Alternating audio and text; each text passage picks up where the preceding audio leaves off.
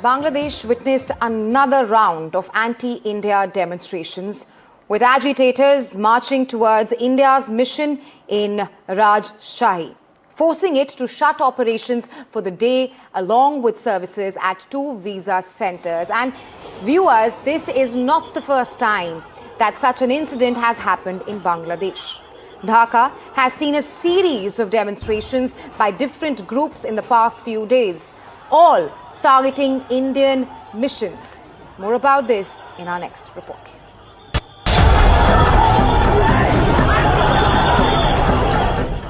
India has temporarily closed its visa application centers in Rajshahi and Khulna.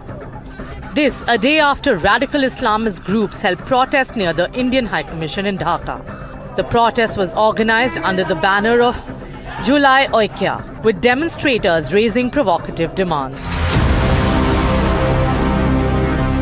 The closures come amid New Delhi's growing concern over what it describes as a surge in open anti-India sentiment, especially targeting India's northeastern states under Bangladesh's interim administration. Radical voices aligned with the National Citizens Party, an offshoot of the student protest that brought down the Awami League government, have issued inflammatory threats, including calls to sever India's seven sisters and expel the Indian High Commissioner. Bangladesh's Foreign Affairs Advisor, Tauheed Hossain, has attempted to distance the government from these remarks, denying any breakdown of law and order and dismissing India's concerns. Despite repeated assurances, radical groups continue to organize anti-India demonstrations in Dhaka and elsewhere. India, meanwhile, has urged the interim government to ensure peaceful elections and restore democratic governance. In a statement, the Ministry of External Affairs said it expects Bangladesh to take all necessary measures to maintain law and order and facilitate elections that reflect the will of the people. However, the Yunus-led interim government has rejected India's advice, calling it unnecessary and unacceptable. Observers warn that radical groups backing the interim setup may attempt to delay elections by creating instability and portraying India as a scapegoat. A prolonged delay would allow the unelected interim government to remain in power beyond February, raising concerns over democratic legitimacy and regional stability. India for now continues to maintain a measured diplomatic response, even as statements emerging from Bangladesh challenge its sovereignty and territorial integrity. NDTV Bureau Report. Let's now tell you what led to the Bangladesh unrest, the transition of the government there in Dhaka. Number one, weeks of anti-government demonstrations earlier this year, that's in the month of July. The demonstrations were not just against the former leader, Sheikh Hasina, but also against job quotas there. The demand of all these agitators was abolish quotas in civil service jobs. Back then, that's in June-July period in 2025, 300 people were killed in the massive unrest, and these were all stepping stones that led to massive unrest in Bangladesh. The demonstrations then spiraled into campaign for Hasina's resignation. Hasina's government blamed for violence, and Hasina also blamed Islamist Jamaat-e-Islami and BNP, the opposition party back then, for clashes in Bangladesh. And it was finally on August 5th that Hasina resigned and fled Bangladesh. And well, to talk more on all that is happening in Bangladesh, my colleague Aditya Raj Kaul is joining me live. Aditya, there has been a situation right now created in Dhaka after the ouster of Sheikh Hasina. We've seen anti-India protest, not just in Dhaka, in Rajshahi as well. What is happening? And do you think that Bangladesh is now India's biggest strategic challenge since 1971? Well, it does seem like that it's a massive challenge for India, but it's not because of India's actions. It's because of actions that have happened within Bangladesh. It's an internal turmoil that they haven't been able to control, and they haven't been able to restore democracy fully. And the blame lies squarely on Mohammed Yunus, because what has happened over the last many days is that there have been threats, there has been abuse, there has been violent mayhem against India, against India's High Commission, diplomatic mission, and diplomats. Yesterday in Dhaka, there was a violent protest by radical groups, radical Islamist groups against the Indian High Commission that was controlled by the security forces. Otherwise, there could have been complete mayhem and destruction. Today, in Khulna and in Rajshahi, which is the assistant high commissions of India, similar to consulates, there as well, there were similar violent protests that were witnessed. Now, who is behind these protests? There's a July uprising bunch, which is part of the so-called students groups and the radical groups together. Perhaps there is a backing of the Jamaat-e-Islami elements as well. But we should have no doubt that this is being done on the directions and the approval of Mohammed Yunus, who is the chief advisor, because there's no control, there's no leash that has been put on these radical elements. And tomorrow, God knows what will happen. Yesterday, the Indian government had summoned the Bangladeshi High Commissioner to New Delhi, but doesn't seem like that no lessons have been learned, no changes in policy by the Bangladeshi government, and situation can turn around. There are some significant developments that are being witnessed, including threats against India, that within the next 72 hours or by the 25th of December, if there's no action, then there will be more escalation in violence.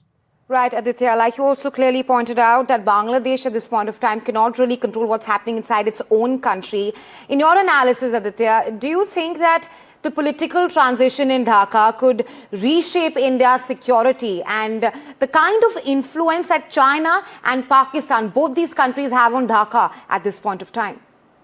Well, Raisha, for a very long time, ever since the so-called July-August uprising, when Sheikh Hasina was violently ousted, there were reports in the Russian media and the Bangladeshi press and also all across the social media that it was the US which was behind the so-called regime change in Dhaka. But today, it almost seems like that Mohammed Yunus has either succumbed under pressure or given an open field, a long rope to elements such as the Jamaat-e-Islami, the Islamist radicals, and perhaps even the Pakistani deep state.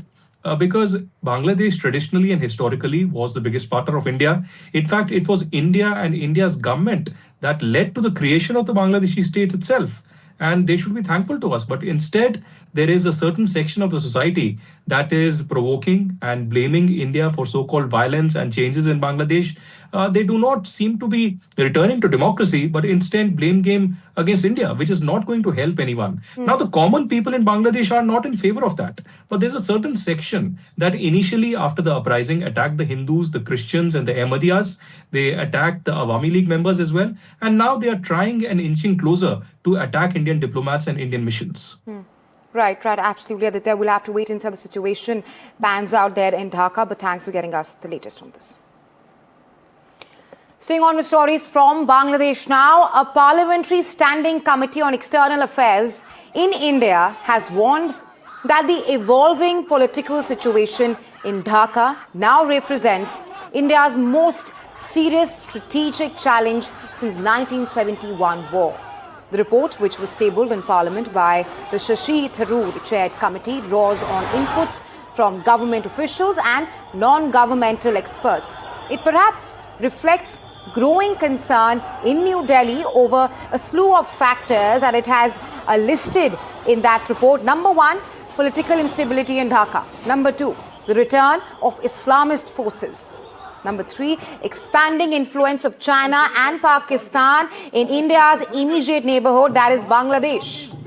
The panel then further made it clear that the situation in Bangladesh is fundamentally different from 1971.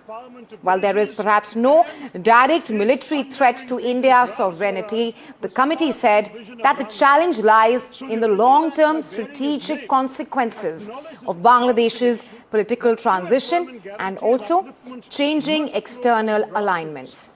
The panel raised a slew of issues, a slew of factors, pointing out where Bangladesh stands today and how it affects India. It also laments that how whatever is happening in Bangladesh could reshape India's security environment, especially along its eastern flank. That is, if it is left unchecked.